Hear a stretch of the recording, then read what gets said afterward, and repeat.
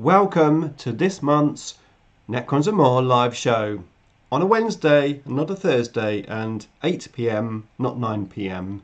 But either way, it's coming right up. Necrons! Nick speaking, and welcome to this live stream. Good evening, everyone. I hope you are all well. So obviously a slightly different schedule for my live stream this month, but I'm hoping that as many of you as can make it. So let's have a look in the chat and see who is here whilst a few others jump in. We have Jar. Hello Jar, how are you? It's great to see you here. And Jar is from Germany, so welcome. We have Mark Kirby. Hello Mark. We also have Richard from CM Wargames, of course my main gaming buddy. Hello Richard, I hope you are well. We are hoping to have a game this week on Friday. We'll see if that pans out. We have Victor from Sweden. Hello Victor, I hope the sound is okay. Let me know if there are any sound issues. So yeah, sorry about last week having to cancel. Nothing too major, just basically car issues. Bit of a long story, but effectively it was down to the car. Yeah, the reason why I'm going live on a Wednesday as opposed to Thursday this week is also down to the car, because potentially if I don't have my car because it's at the garage, then I might have to stay around my mum's house tomorrow night, so I won't be able to go live. So long and short is, we are here, we are now, and I'm hoping that the 8 o'clock slot might help more people join the show. We will see. It's a one-off. It will be back to 9 p.m. next month, but my fiance isn't in the house tonight, so that's why I'm going a bit earlier. So let's have a quick look. I'm very pleased to say that from last month's live show, where I gave away my 25,000 subscriber box live in the show because I had 2 people that didn't claim the prize. Very happy to say that Dino Dave claimed his prize, and he's received his prize, and I've heard from him and he's very happy with his box of Necron goodness. So finally I was able to give that box away. So yeah, I really hope you're enjoying it, Dave. It looks as if the sound is all good, which is fantastic. So let's have a quick channel update then. The channel is still going pretty well. I've just hit 26,000 subscribers, 26,100. So yeah, ticking over quite nicely. Obviously I've been having quite a few videos going up, including quite a number of shorts as well, which is helping the channel.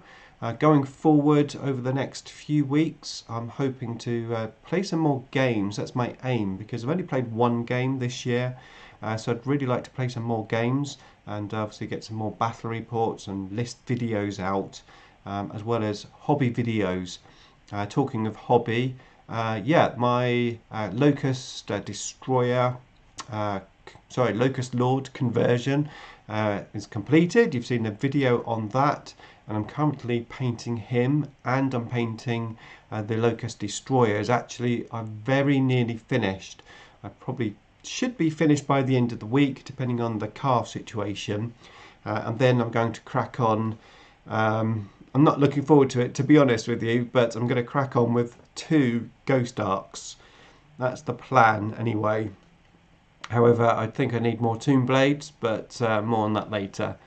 But yeah, no, Ghost Arcs is the way I'm going to go, and I'm going to try to make a more comprehensive magnetising tutorial, a bit quicker, snappier, and hopefully more informative than the previous one, because whilst my previous video, you know, is doing very well, it gets loads of views, I get quite a few questions on it, and questions which I could potentially just put into the video on the second re-upload. So that's the plan anyway. We'll see how that goes.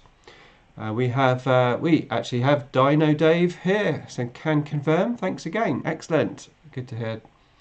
And what's happened? My screen's gone blank. Okay, I'll come back to that. Battery. Bear with me 1 second. What a disaster. I've got it plugged in.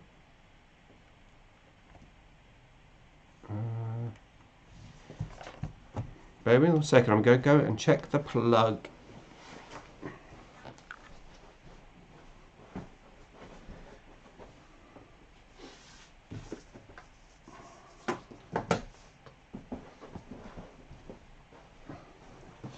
This is disastrous. I cannot see any of your comments. The laptop has just died. Okay, this could be fun. Right, I'm going to make a quick emergency phone call to my my technician. And let's see if this works or not. Oh, hang on, it's just come back on. I think it plugs it in. Right, it's turning back on, so I think I'm okay. Right, let me sign in. What a disaster. Okay, let's have a look. What else? Oh yes, I have organised my tournament, my Dominion War event. I've got it up and running, invited a load of YouTubers for this year's event, so it should be a lot of fun. I'm really looking forward to it. I don't know how many people are going to be coming yet, so I'm going to have to fine-tune the details for that. Depending on how many we get will determine how big the games are, etc. Just restore pages. Well, we're getting there. I'm just powering up the laptop. Right, YouTube is what we want. YouTube, come on. YouTube. Hopefully my live stream will be there. That's if Necron Go is subscribed to me. Bear me a second because I cannot see your comments, which is really bad. Okay. I think we are up and running. Mute it. And here we go. Load, load, load. I went to the dentist today. I had a small filling, just it's weird on the side, not actually like in the tooth, but on the side. We're back. Okay, hey Nick, I'm here. We can get started. Thanks, John. Cool. Then I can make some dirty jokes without getting into trouble. Right, we are back. Okay. So let's get on to the first segment of the show. And that is going to be Necrons of the week. Necrons of the week. Okay, what a disaster that was. Still, these things are sent to try us. Indeed. Right, let's go table down. Have a look at our first Necrons of the week. And we're starting off with these awesome looking Scorpec destroyers. Now, just in case you're new to the show and you haven't clicked off already, basically this segment is a segment where I look at some cool Necrons within the community. These can be nicely painted miniatures or cool conversions. It could be a number of things. Basically anything Necron based that I thought would be, something I'd like to share effectively. So we've got these awesome looking Scorpecs by Bob Mitchell, and I just really liked the paint scheme. I think he may have used either the metallic paint which changes colour, or he's literally just painted different sort of colours over the metals. I'm not 100% sure, but either way it looks really cool. And he actually says that he could do with a bit more work tidying these guys up, but he said, I've got so much to paint, I'm just going to leave them as they are. Well, they look pretty tidy to me. I'm really liking them. Death Skulls are praying for Friday. I bet they are. Blades are awesome on these. They really are very, very nicely painted. And I just love the colours as well. Sort of pretty, they're bright but subtle as well at the same time. So that's our first one by Bob. Thank you, Bob. The next one, no hey, Battlefleet Gothic. Now, I have to be honest, I'm not 100% sure if this is an actual original miniature or 3D printed one. But either way, it looks awesome. Now, if you don't know, I'm really into Battlefleet Gothic. I've only played a couple of games, but I have a massive Eldar fleet. And one day I'd like to get a Necron fleet, but the minis are quite expensive, the original ones. If anyone knows if this is an original or 3D printed, I'm not sure, but it looks so cool. Actually, if we look a bit closer, look at the detail, all the pyramids and the obelisks on there. Really, really nice. I forgot about this part. Where do I submit photographs? Hi John. Well, I just sort of randomly select these photographs, mainly from Facebook, sometimes from Instagram, but you're more than welcome to email me them or contact me on Facebook and just ping me some pictures. But yeah, really, really cool. I absolutely love this miniature. It's like a Necron Tomb World, literally on a spaceship. So cool. And this seems to be the whole of the fleet. Oh, went a bit fast. There we go. Whole of the fleet. I do know that the Necron ships are obviously all those sort of crescent-shaped ones, but I honestly don't know if these are the originals or not. I've not really seen the originals too close, but yeah, they look really cool. So that is that one. Next up, we have this. Now, actually, whilst it's a cool-looking Necron army, I'm not actually showcasing the army, I'm showcasing his display cabinet. Actually, let's go back to the Battlefleet ships. These are by General Washington. There you go. So yeah, this is, I'm not going to be able to pronounce this, I don't think, Ismail Whitkey. Yeah. So yeah, this is actually a display cabinet. Let me show you some of the other pictures. We've got different levels, and obviously the floor is one of the cardboard boards cut up, and then he's obviously decorated the walls, I suppose, with pictures, and of course he must have lights in this cabinet as well. There you go, got your lights. And I don't know if you can see this on the image. Let's have a look. Here you can. Right at the top there, you've got a flying doom scythe. But yeah, what a way to display your army. I mean, I've seen armies displayed in cabinets before, but never as well as this. I mean, it just looks really, really cool. So I thought I would share that with you guys. Let's have a quick drink. And we will move on to the next one. And next we have a Chronomancer, which took my eye, particularly as I've recently painted my Chronomancers and actually played the proper model recently, because I've always used proxies because I didn't have my one painted. But yeah, this one caught my eye. He has obviously that red orb in that little box. And it's quite an interesting one because I'm not sure if I like it or not, being a totally different colour from the rest of the miniature. Now I totally understand why it's been painted this way. It's actually been painted by Seth Hamilton, because obviously this is a piece of war gear which is not on any other miniature, so it's sort of a piece of war gear in its own right. And he's painted a different colour to make it stand out, and I totally get that. I suppose if I was judging it from like a painting point of view as such, then they do recommend, if you've got a spots colour, to have that spots colour in the miniature 3 times to sort of balance out the miniature.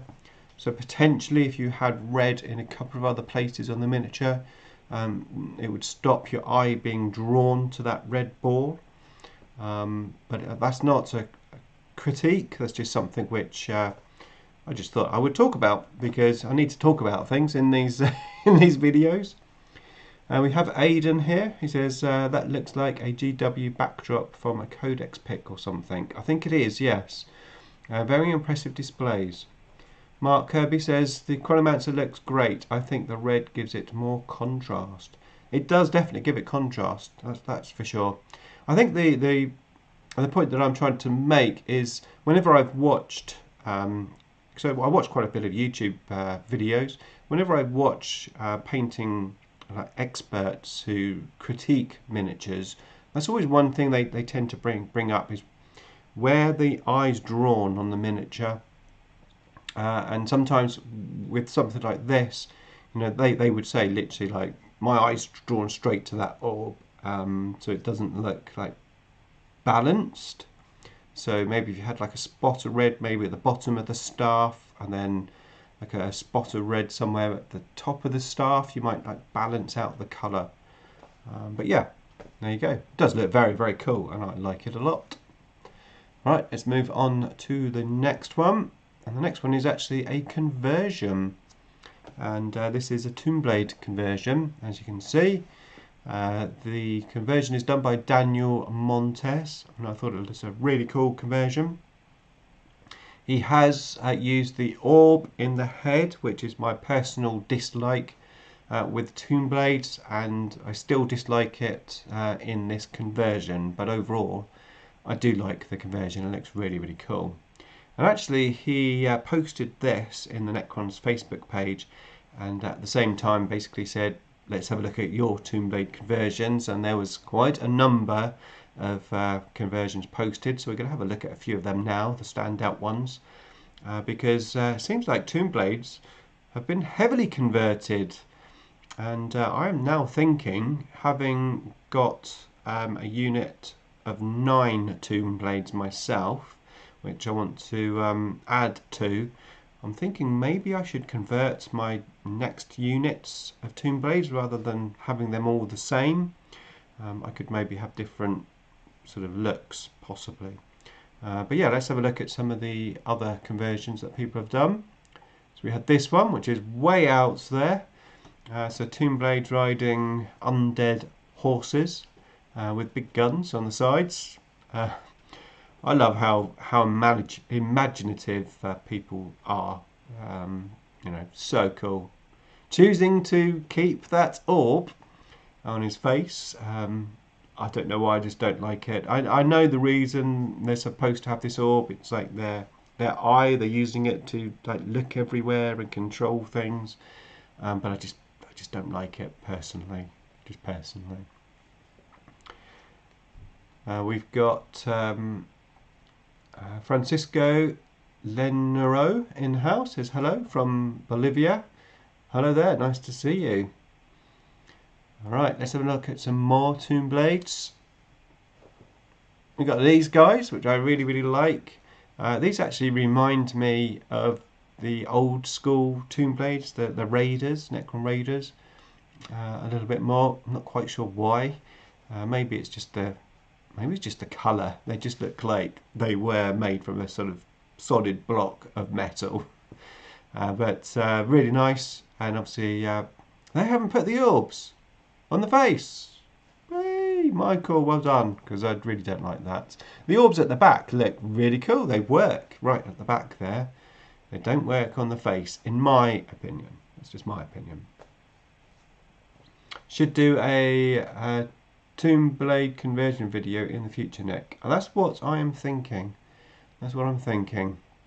See what I can come up with. I don't know if I could be as creative as some of these people. Right, let's have a look at the next one.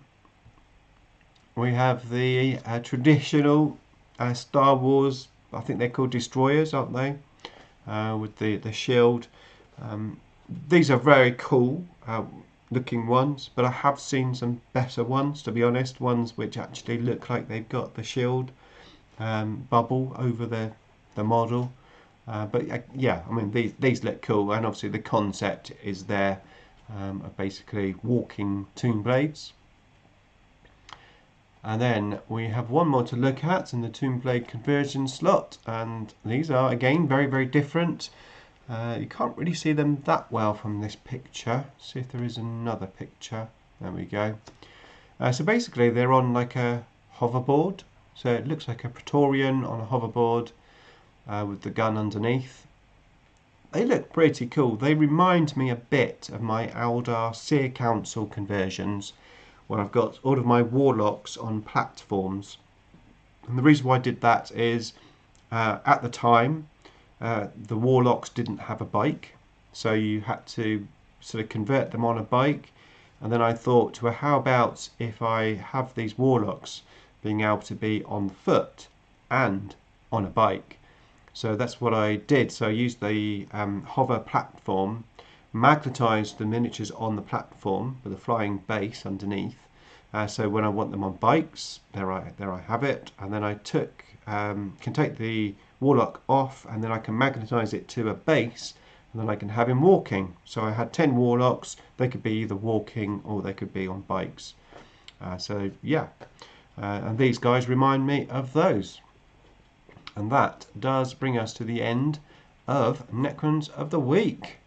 So let me know what you think of all of those very, very cool miniatures. I'm thinking there's a lot of inspiration there myself. They do look cool. Drukhari hoverboard. Yes, yeah, like Green Goblin sort of look. Probably why I like them. I used to have, when I was a wee boy, I used to have a Spider-Man truck. It's like a truck, literally. And I had the Green Goblin on his flying board as well. And I used to play with these two toys for hours. So I think that's probably why I quite like the Green Goblin. I do prefer the standard model to all of those though. My favourite was probably the first one. Yeah, I mean the Tomb Blade model is very nice. As I said, the only thing I don't like about it is that orb. But that's quite easy to change. So we'll see. I'm not 100% sure that I will do a conversion. We'll see. We'll find out. I might try one and go from there. Okay, so let's have a look at my notes, because I always have some notes to keep things on track. So yeah, I was going to chat about last month's Tactical Corner, where I was talking about the terrain. So Richard and I played a game last week, and we used the adjusted terrain rules, where basically the building was a bit more sort of WYSIWYG. So if you were in the building, if there was something sort of obscuring another unit, then you couldn't basically shoot. Whereas previously we were saying if you're in the building, sort of basically everything had windows and you could shoot anything. So we played that. To be fair, it didn't make too much difference. I can't really note us even having a discussion about the terrain blocking line of sight at all. But it felt better, I must admit. And I think probably it just didn't come up as it wasn't a problem basically. So we just played the game. The terrain was the terrain rules, and it all worked out fine. So hopefully going forwards, we'll have a few more games using the terrain this way, and we'll see how it goes. But yeah, it seemed to work out quite well. Now I do have a poll running, if you haven't noticed. It's about boarding actions. So I'm not sure if the poll was the right question, because I'm not too familiar with boarding actions, but I basically wanted to find out whether you played it and whether you like it. So I asked whether you like it more than Kill Team, or that you've never played Kill Team. So the results are that the game isn't very good and you've never played Kill Team, was 60% of you. We've got 27% says that you like it and you've never played Kill Team. 13% like it and thought it was better than Kill Team. and none of you said no and Kill Team is better. So that's quite an interesting result there. As I said, I've personally not played it. One reason why I'm asking about this is because in my tournaments that I was talking about, so the Dominion War, which is coming up this summer, if we've got quite a number of people, we might have to drop down to the sort of 500 point mark. So somebody mentioned maybe we could do boarding actions. I'm just not sure whether that's probably the right way to go, or maybe just play standard combat patrol. Probably combat patrol would be my preference, mainly because I haven't played boarding actions. But also, obviously, from the terrain point of view, maybe it might be easier. But that was the whole reason behind the question. So thanks for voting on that. That was very interesting. You remind me of the Facebook group I thought I joined, but I can't see it. I'm joined to quite a few of the Necron ones. So there's obviously just Necrons, Necrons Awakening, Necrons 40k, WH 40k Necrons.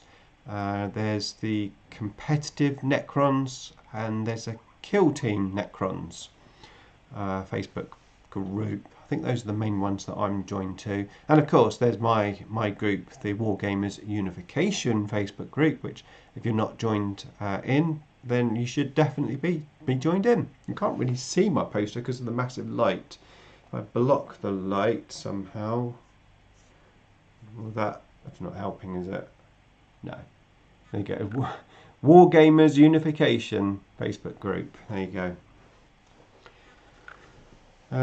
So we've got Dogger, who says, how could I send you pictures from my Necrons army? Better ask to do you sometimes army showcase. I do army showcases sometimes. Your best bet is to find me on Facebook, really. Hit me up on Facebook and we can have a look. Yeah, email is another one, or Instagram, absolutely. Thank you, Richard, for answering that. Jar says, I built 27 Tomb Blades and I love the model, but building is a pure suffering. I've obviously, I said I built 9 and I did fully magnetise them with all the weapon options, and to be fair, I didn't have too many issues with that. That was fine.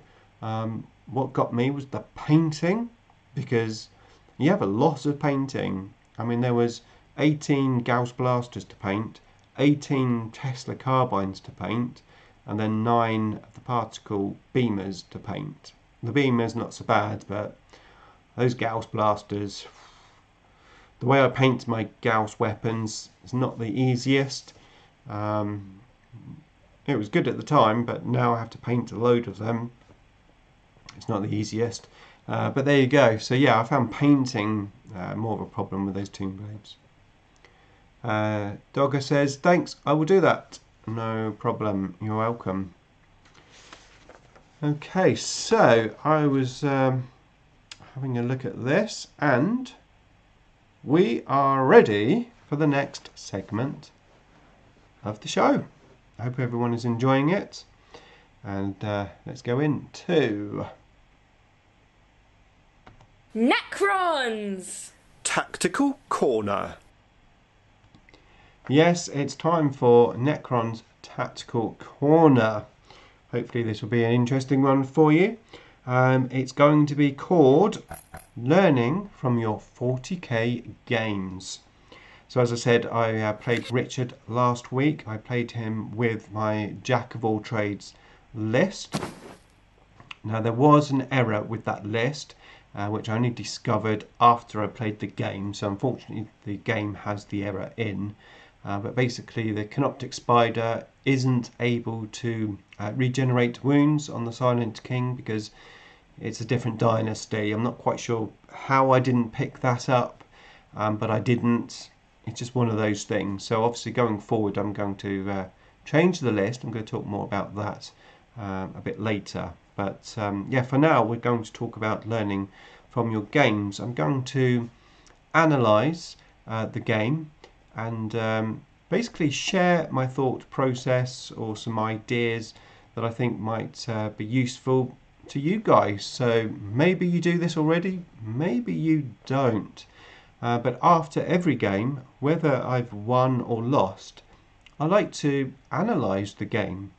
Try to work out maybe where I went wrong, where I could have done better, potentially where my opponent went wrong, and if they hadn't gone wrong that way, maybe how I would have reacted to that, and just analyse the game, look at the points, where I could have scored those extra couple of points in the game, and basically learn from your games, because each game you play is an opportunity to improve.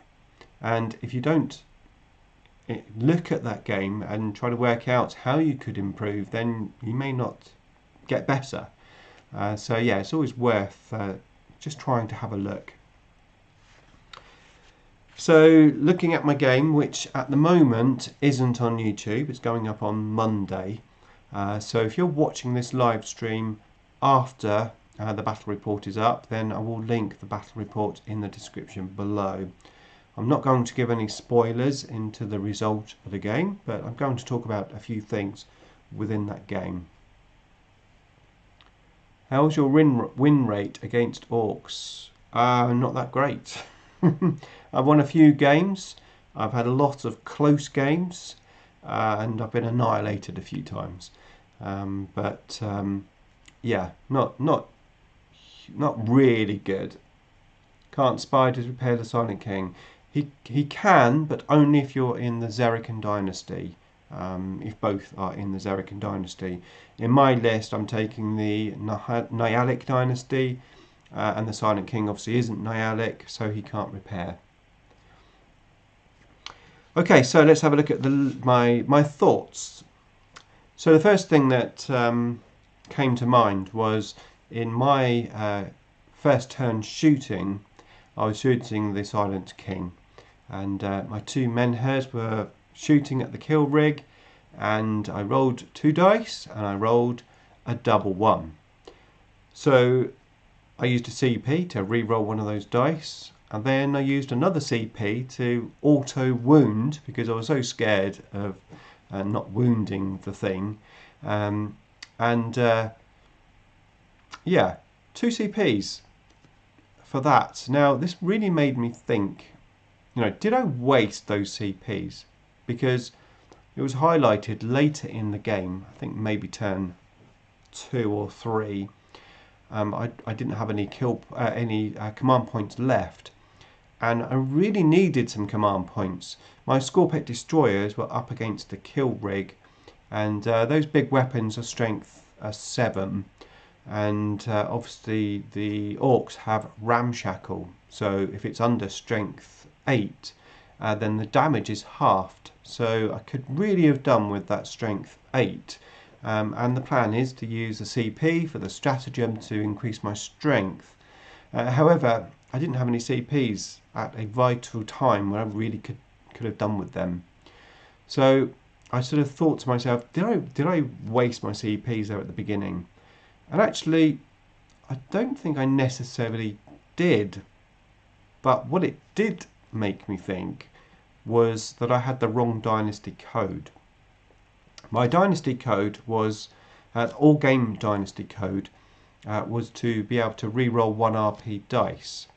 Now bearing in mind that this list, the Jack of all trades list, was made by one of my subscribers, and I was playing it basically as his list was made. And Jack said he had some good success with this all game protocol. Actually, it brought back quite a number of models being able to re-roll a dice. As it turns out, I brought back no extra models. The re-roll of the RP dice did 0 for me the whole of the game. However, if I had had all game protocol +1 to strength from the Novok dynasty, my Scorpet destroyers would have done a lot better, and I wouldn't even need the CP. And I could have used the CP if I'd had the points anyway to increase the strength of the smaller guns weapons. So that would, although not necessarily help with shackle, it just gives you that extra sort of option, to make them a lot stronger. And of course, the All Game Protocol +1 to strength is going to help my other units as well, like the Wraiths. So whilst initially I started thinking about CPs, the conclusion ended that I had the wrong All Game Protocol. So going forward, I'm going to use +1 to strength protocol in this list. Have a quick look at the comments before we continue talking. Let's go back. Take every game, win or lose, and analyse and see where improvements can be done. Against mine, it's about 50-50. Richard reckons. I think you're in a bigger favour since you had your new Orc Codex. I was rocking it before that, but yeah. Hey Nick. Here we have Jack himself in the stream. Hello Jack. Jack of all trades, as you're now called. You need to change your channel name. Is there no Necron army like in Chaos? Chaos Undivided. We've only got the Army of Renown. That's all. Do you think the Sotek Warlord trait is a good choice for Annihilation Legion, given how pricey a lot of their stratagems are?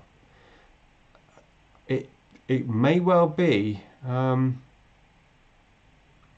trying to think of what it does. I very rarely play Sotek, to be honest. Okay, let's continue.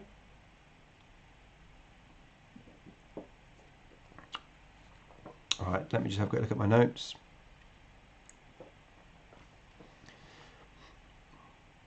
Now, the other thing that I got thinking about was the mistakes that I made. It's very easy to say, I did really pretty well in that game. I didn't make any mistakes. But you always do make mistakes. You may not see them at first, but if you really think about them, you can find those mistakes and try not to make them going forward.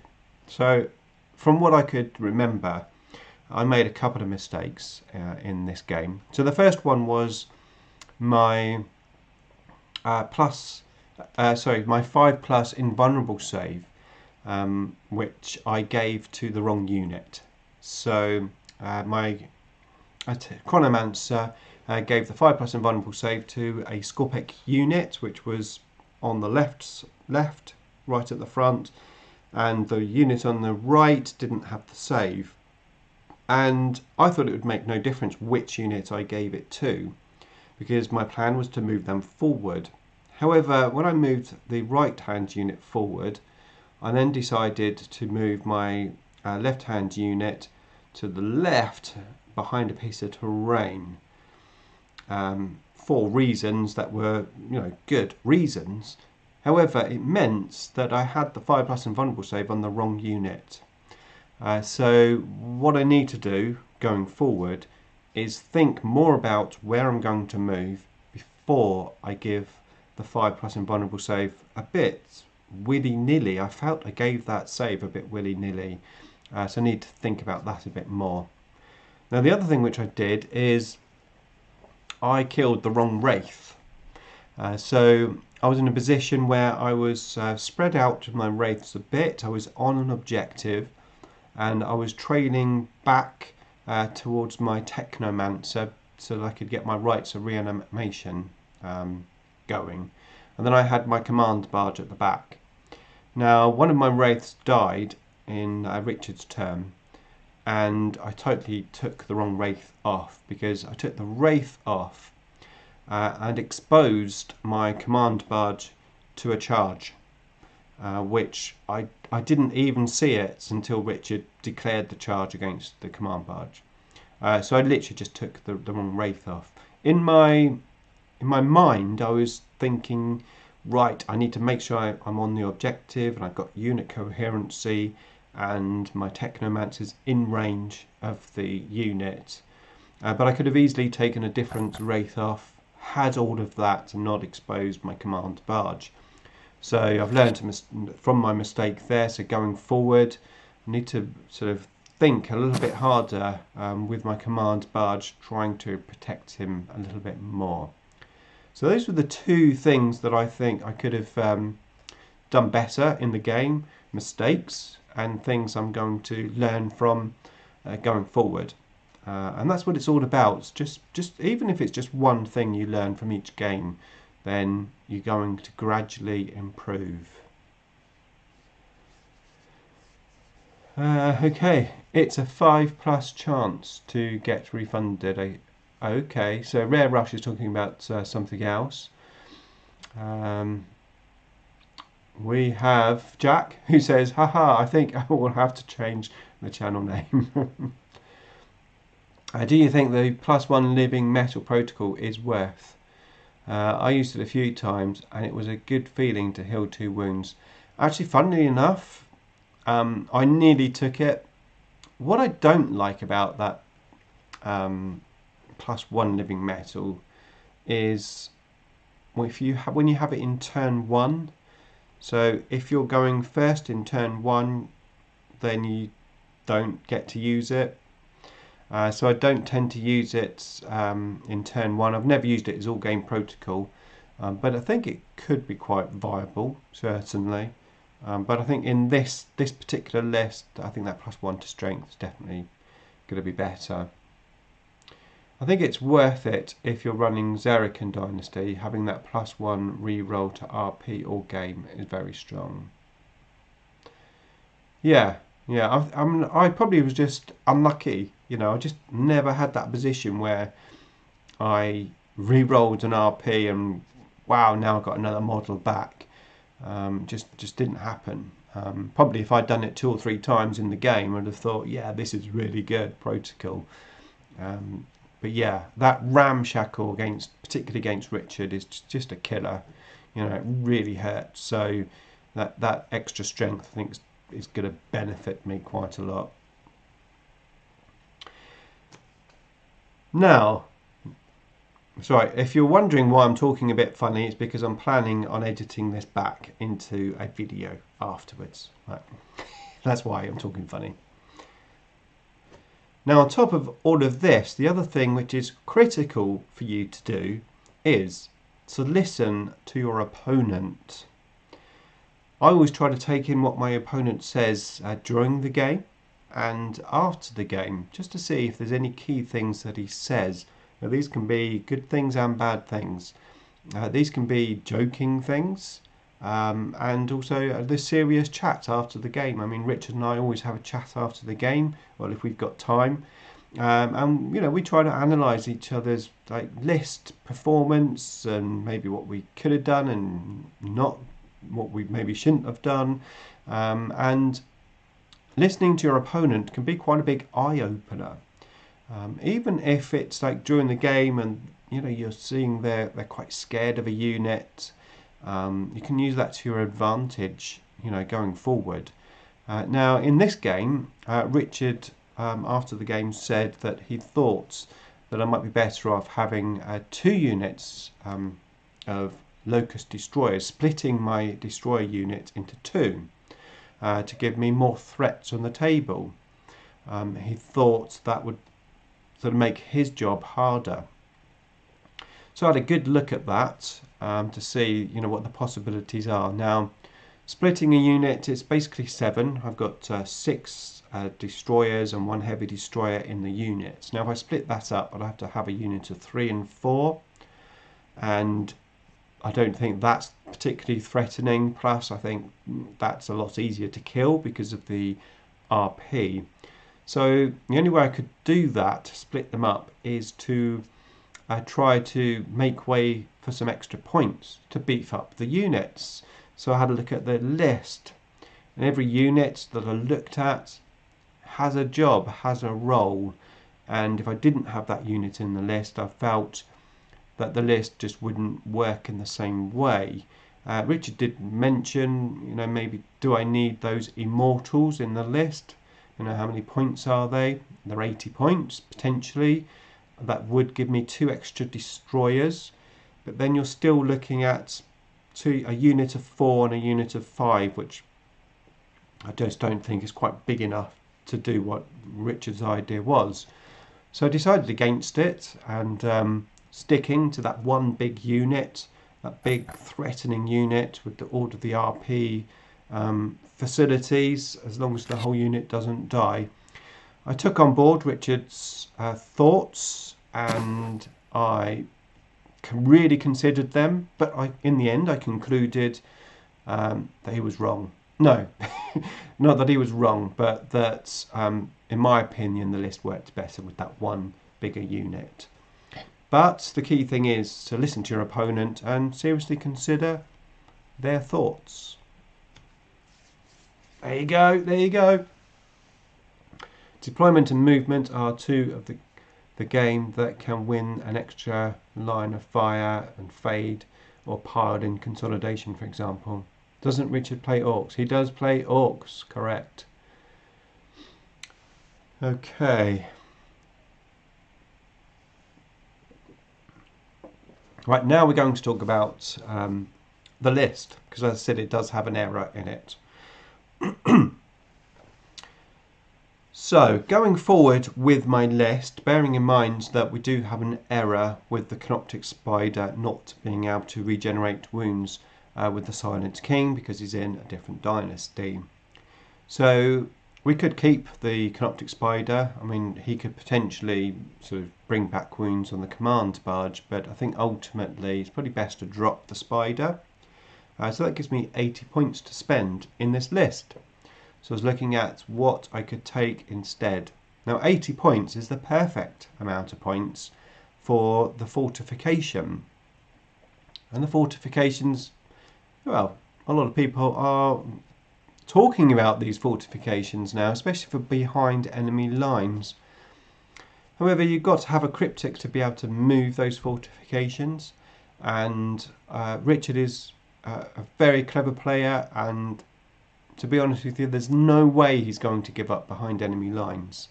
I could use the fortifications to be in my deployment zone, just to block areas of my battlefield. It's an option. I also had a look at the fast attack choices, because at the moment I've got 5 fast attack choices. So I've got 1 slot spare. So I was looking at maybe more Tomb Blades or maybe more Spiders as an option. I also looked at going back to what Richard said and maybe dropping the Immortals, which gain another 80 points. That's 160 points. Now if I could find another 20 points in the list, potentially dropping 1 Locust Destroyer, potentially, I could then have another unit of Scorpec Destroyers. Now I've got 2 units already in the list. Now this 3rd Scorpec Destroyer unit would have to take up the role of the Immortals. So basically sit on my backfield objective. And you think, well, why would you have such an expensive, beefy unit on the backfield objective? Well, the reason for that would be, as I move forward, I do expose that backfield objective a little bit, especially to a very fast moving orc army, with potentially the jump as well on this army. So, you know, at least if I've got Scorpex on the objective, it's like, well, if you want to take the objective, you've got to get through these Scorpex, whereas 5 Immortals on my objective is pretty easy for Richard to take down. So that certainly was an option. However, I do feel like I need a bit more scoring power in this list. So I have opted for an additional unit of Tomb Blades. So with the points that I have, let's have a quick look at the list. Yeah, with the points that I've got, I've managed to squeeze in a unit of 4 Tomb Blades with the basic gun, the particle casters. And that gave me just enough points to have 1 of the units of 3 Tomb Blades with the Shadow Looms, so that'll have the 5+ invulnerable save. So now I've got 3 units of Tomb Blades, fast moving objective grabbing units, plus the 2 units of the Spiders, sorry, the Scarabs.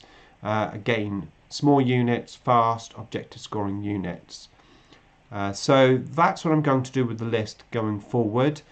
Plus, as I said, I'm going to change the all game protocol to +1 to strength. So I'm going to play this list again with everything that I've said today in this video, and see what happens. There you go, that is the end of Tactical Corner. As I said, I'm going to make a video out of that, hopefully. We're now into the last segment of the show. The last 10 minutes will basically be a Q&A. So if you have any questions, then let me know in the chat box. So we have something from Aidan here. He says, I think the third unit of Scorpex sounds like a good idea, which always gets to your back lines, and having the unit to bring out might work well for you. I seriously considered the Scorpex units, and maybe after I've played this game with the extra Tomb Blades, I'll try it with the Scorpex going forward. Tomb Blades for the win! I played the Fortification a few times now, it's amazing.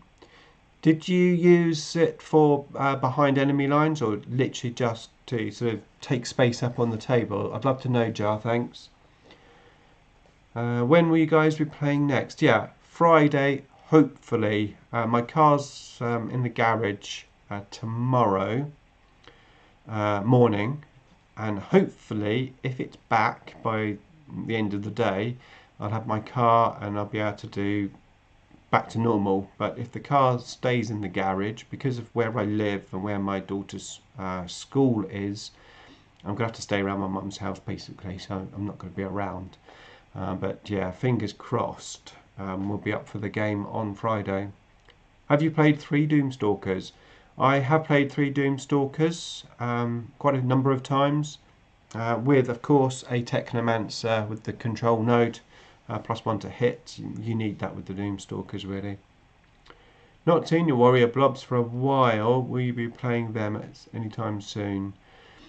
I will. I still want to do my 3rd edition list, so only units from the 3rd edition codex, which will probably be fairly warrior centric. I know Richard deals with warriors quite well, so I'm sort of in that zone of, I've got lots of ideas of lists that I want to play, but a lot of them are just more fun lists, dare I say. And whilst Richard wouldn't have a problem me playing that list, and I don't have a problem me playing that list, it may not necessarily make for a great game, you know, like a competitive list against my fun list. Do you know what I mean? So hopefully I can persuade Richard just to make a fun list. Come on, Rich, just a fun list. I know all your lists are fun, right? You have fun, that's for sure. Richard and I have some great banter. He knows I'm only ever joking. I try at the moment the Hexmark Plasmacite behind enemy lines combo. Yeah, the only issue that I have is especially, again, maybe it's just because I play against orcs, but even though Richard is like incredibly aggressive with his orcs, and it's like pushes everything forward, like turn 1, turn 2, most of the army is like at least in the middle, if not in my deployment zone. Even then, he has enough units on the table to totally block me from deep striking in anywhere.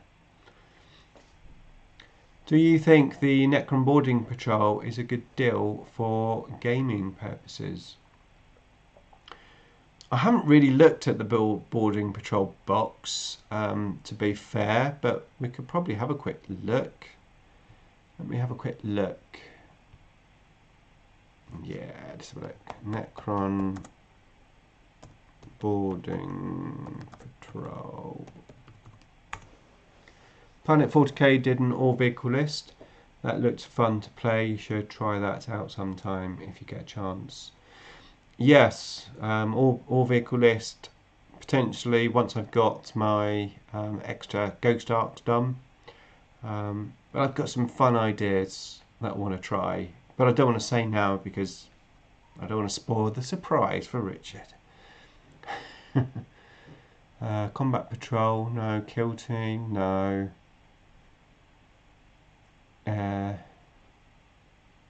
Where is it? Is it called something else?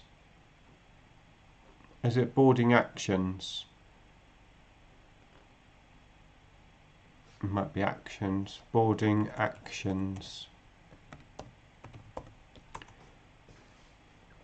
Had the same problem against my friend Tao, screening too well, but I will try in a few more games and then decide. Yeah. See, when I played my buddy who plays Blood Angels, behind enemy lines was great. It worked really well. I had deep striking Hexmark destroyers. I had deep striking Ophidian destroyers. And I was able to get into his deployment zone pretty well. Against Richard, there's literally no chance. I mean, he's there, like every turn he's measuring. He's measuring in my turn, making sure I can't get in. Just that veil of darkness that I had on the table in that last game. That was enough, for him to be measuring. If I had behind enemy lines, I can tell you right now, there'd be no chance of me getting him.